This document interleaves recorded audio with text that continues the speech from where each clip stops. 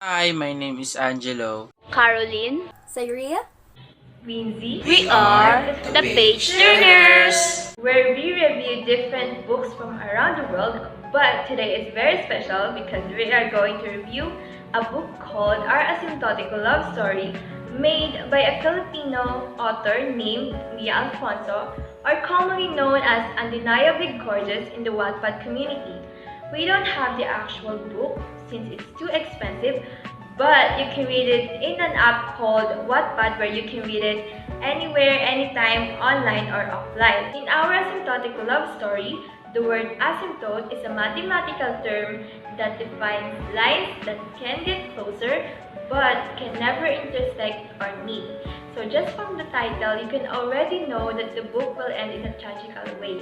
Mia Alfonso started writing Our Asymptotic Love Story on May 6, 2017, and she finished the book on November 12, 2017, with 45 chapters. Our Asymptotic Love Story was a big hit, and later on, it was published by Book Fair Publishing. Aliza always dreamt about the memories of her past life. And then one day, she saw this new teacher called Sir Nathan, and then her dreams became worse. Eventually, Aliza realized that her dreams were actually true and that it took place in the past. Now, their story took place in 4 different periods of time.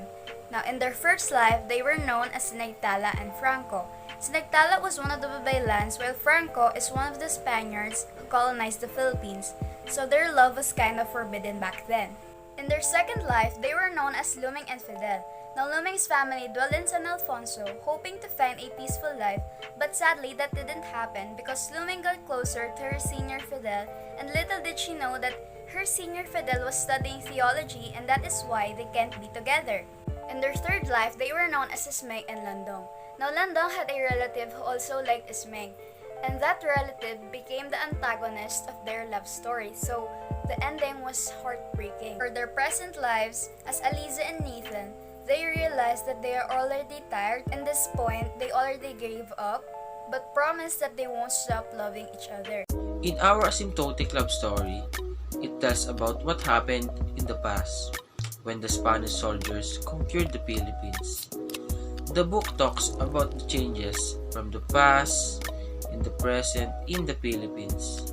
The book also talks about the culture in the Philippines, like the Philippine old writing system called Baybayin. I am really amazed on how Mia Alfonso combined the fiction, the romance, and the general history into one book. She can easily connect the past into present effortlessly. The author deserves a round of applause with standing ovation due to her efforts in giving a glimpse of the history in her own way. I learned a lot of things regarding with our history just by reading the book. It is a book that combined the fact and the fiction into one. In the story, you will learn that you shouldn't insist on something that is really not meant to be. If you keep on fighting for what you want, please ask yourself if that thing is really what you need. She fight for his love. Love that really not meant to be happen.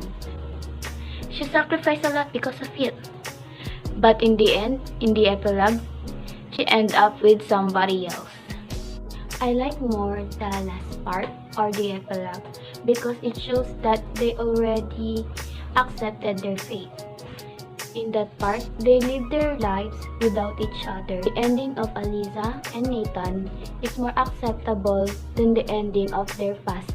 Aliza had her own family, and Nathan, being a priest, fulfilled his duty to God.